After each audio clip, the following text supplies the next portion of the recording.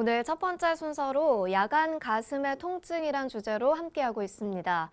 강의에서도 들었지만 밤에 잘 때 갑자기 가슴 통증이 느껴진다면 그만큼 또 공포스러운 것도 없을 텐데요. 그렇습니다. 치료 사례를 통해서 좀 더 자세히 알아보겠습니다. 네.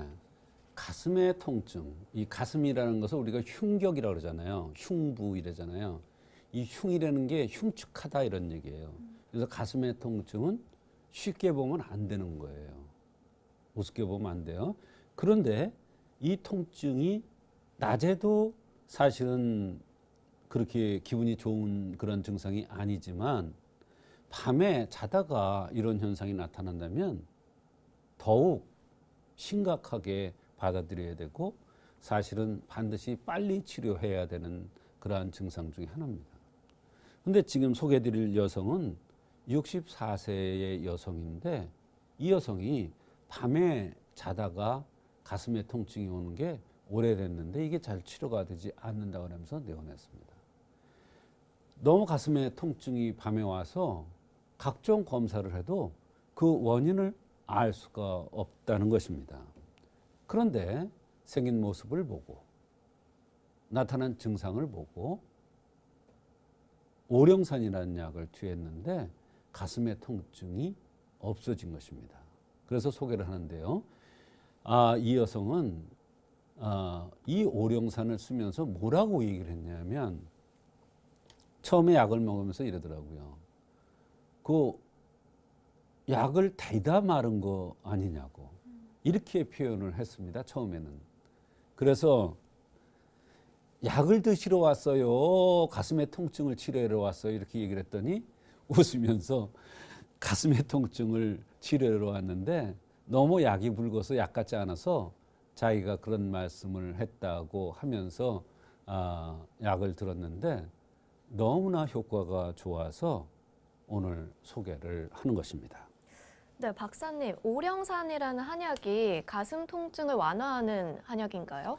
네, 사실 가슴의 통증을 전문적으로 치료하는 약은 아니지만 일부 가슴의 통증이 있을 때 쓸 수도 있는 약입니다. 근데 이 오령산이라는 약은 굉장히 맑아요. 네, 그래서 오해를 하기 쉬워요, 사람들이. 사실은 오령산 그러면 소변이 시원하게 안 나갈 때 방광이 약할 때 쓰는 약이지 사실은 심장에 대한 약은 아닙니다. 그런데 한약에는 음심통이라는 게 있습니다. 음자가 뭐냐면 마실 음자예요. 마시면 어디로 나가요? 소변으로 방광으로 나가잖아요. 그런데 방광이 좋지 않을 때 오령산을 쓰는데 이 음심통, 말하자면 마시는 것이 흡수가 잘 안 되고 이것이 가슴의 통증을 유발할 때 이 통증을 음심통이라는데 이것을 치료하는 아주 명약입니다. 그러면 이 음심통이라고 하셨는데 좀 더 구체적으로 네. 설명해 주실까요? 네, 맞아요. 음심통. 음은 마실 음자입니다. 마시는 것이 흡수가 되지 않고 마셔서 피가 되고 살이 되고 노폐물이 빠져나가야 되는데 그렇지 못한 것입니다. 말하자면 제대로 흡수나 이런 것이 제대로 되질 않아서 나타나는 것입니다. 이때 여러 가지 증상이 나타날 수가 있어요. 물사마귀 형태로 나타날 수도 있어요. 어린아이들이 물사마귀가 전신에 생긴다 그래요. 물방울처럼. 그게 뭐예요? 물이 흡수가 안 되는 거예요. 그런데 물이 흡수가 안 되면 물사마귀만 생기는 게 아니라 가슴의 통증도 나타나요. 그래 이 오령산이라는 약을 쓰면 바로 가슴의 통증이 치료되고 물사마귀 전신에 생긴 것이 이렇게 우수수 떨어져 낙엽 떨어지듯이. 그래서 이런 음심통은 대개 어떤 사람한테 나타나냐면 코가 위주로 생긴 사람한테 잘 나타나는 그런 현상입니다. 그럼 박사님의 말씀은 씹어먹는 게 잘 되지 않아서 가슴에 통증이 나타났다 이 말씀이신가요? 그건 아니고요. 씹어 먹는 것이 잘못돼서 가슴에 통증이 나타나기도 합니다. 이것을 뭐라 하냐? 이것은 대개 입술이 두툼한 사람이 이런 현상이 나타나죠. 이것을 식심통이라고 합니다. 여성이 입이 위주로 생긴 게 원칙이죠. 그래서 여성한테 이 식심통이 잘 나타나는데요. 남성 중에서도 입술이 위주인 사람이 여기에 해당되기도 합니다.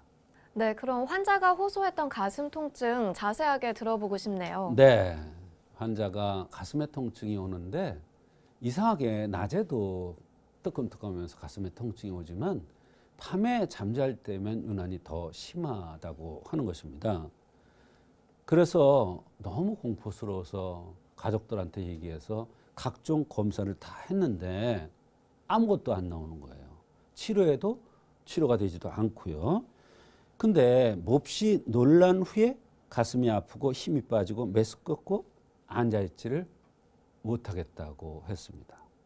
그 일을 생각하면 가슴이 벌렁거리고 뛰면서 숨이 차고 가슴이 아프고 입이 바짝바짝 마르면서 소변이 자주 마렵고 급하면서 소변이 맑은 물처럼 묽게 나오기도 한다고 했습니다.